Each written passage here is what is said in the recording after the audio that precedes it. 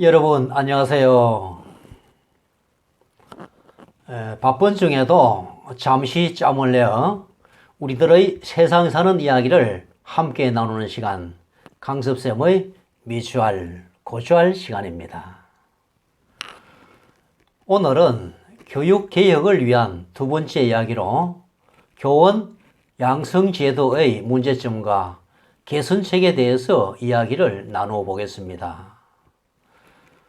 예전에는 교사가 되기 위한 사람들은 애초에 국립사범대학이나 국립교육대학을 지원하였습니다. 이들은 해당 대학에서 4년간 교과 전문 지식뿐만 아니라 교사로서의 투철한 사명감이나 소명의식에 대한 철저한 교육을 받았습니다. 그렇게 훈련되어 배출된 교사들은 상간오지나 도서벽지를 가리지 않고 배치되어 묵묵히 우리의 교육 발전에 이바지하여 왔습니다. 이들이 중도에 교단을 떠나는 경우는 드물었고 정년퇴직 시까지 근무하는 것을 당연시 했습니다. 그러나 80년대 말부터 교사의 공급 과잉이 이루어지면서 발령적체가 심해졌습니다. 게다가 국립사범대학이나 국립교육대학 출신들을 교사로 우선 임용하는 것이 위헌이라는 판결이 나자 정부는 1991년부터 교원 임용시험을 실시하였습니다. 사범대학이나 교육대학을 졸업하거나 교직을 이수하여 2급 전교사 자격증을 취득하면 누구나 교원 임용시험에 응시할 수가 있고 여기에 합격하면 교사가 될 수가 있습니다. 교사가 되기 위해서 오로지 대학 4년간 임용시험을 준비해야 하는 기현상이 벌어진 것입니다. 사범대학이나 교육대학이 교사로서의 투철한 사명감을 심어주는 교육을 하기는커녕 임용시험 대비학원으로 변질되었고 학생들도 오직 필기시험 준비에만 몰두하고 있습니다. 임용시험을 통해 교사를 선발하면 많은 문제점이 있습니다. 먼저 지역 간 교사의 자질에 대한 형평성의 문제가 생깁니다. 성적이 우수한 사람들은 대도시로 진출하는 경향이 있고 성적이 낮은 사람들은 지방으로 진출하는 경향이 있습니다. 또한 교직에 대한 적성과 열정이 부족한 사람들이 우수한 성적만을 앞세워 교직에 진출하지만 중도 이탈률이 심해져서 개인적으로나 국가적으로 많은 손실을 초래하고 있습니다.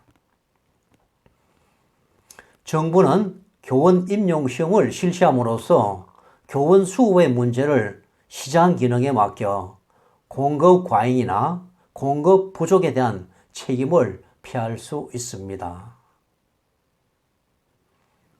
외세의 침략에 대비하는 군인이나 사회 질서를 유지하기 위한 경찰은 누구보다 투철한 사명감과 체력이 우선되어야 합니다.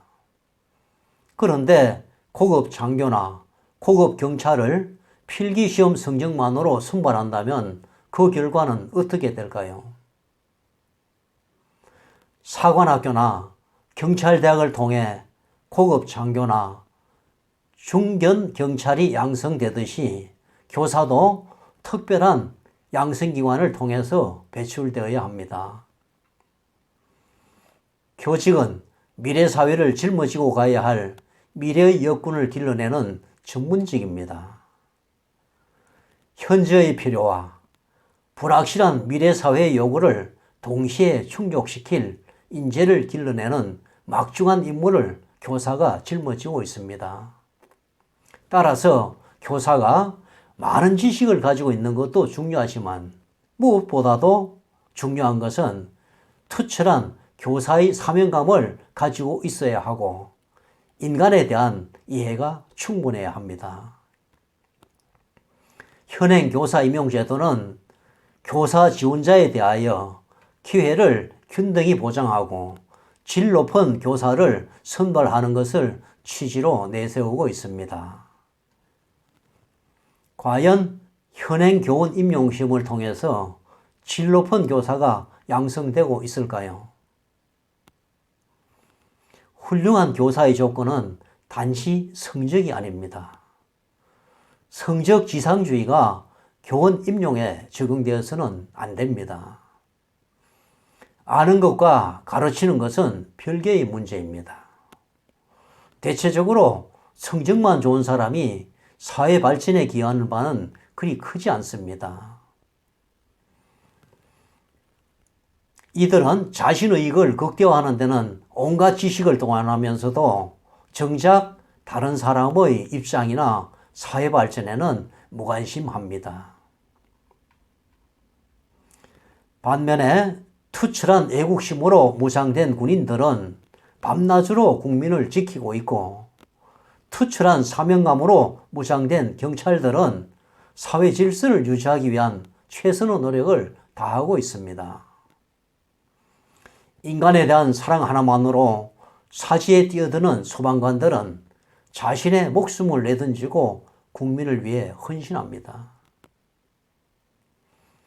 투철한 사명감을 가지고 묵묵히 교육 발전에 헌신할 줄 아는 교사들이 우리의 교육을 이끌어야 합니다. 적성에 맞지 않는다고 임용 몇 해 만에 사표를 내는 새내기 교사, 변화된 교육 환경이 힘들다고 중도에 학교를 떠나는 교사들은 없어야 합니다. 예비 과정에서 이들은 철저히 걸러져야 합니다. 로스쿨을 설치하여 사법시험을 폐지함으로써 법조인이 되고자 하는 어려운 처지에 있는 사람들의 기회조차 봉쇄하였습니다. 그러면서 기회균등이라는 미명하에 교원 임용제도를 실시하는 것은 엄청난 모순 아닙니까? 군의주의 정권하에서 가장 강력한 대정부 투쟁을 한 집단이 교사 집단이었습니다. 그래서 박정희 정권 하에서는 교원 노조를 용공 이적단체로 몰아서 탄압했습니다. 그 이후에 군사 정권도 교원 노조를 인정하지 않고 탄압했습니다. 사범대학이나 교육대학 출신들의 동일체 의식을 허물어뜨리고 교원 노조를 원천적으로 봉쇄하는 데 크게 기여한 제도가 교사 임용시험입니다. 실제로 임용시험을 통해 교직에 진출한 새내기 교사들의 교원 노조 가입이 대폭 줄었다고 합니다. 교원 임용시험을 실시하는 이면에 정치적인 의도는 없는지 의심되는 대목입니다. 교사는 단순한 지식 전달자가 아닙니다. 교육은 한 인간을 인간답게 기르는 아주 위대한 일입니다. 따라서 교사 양성 과정은 특별해야 하고 교사가 되려는 사람은 투철한 사명감을 가져야 합니다.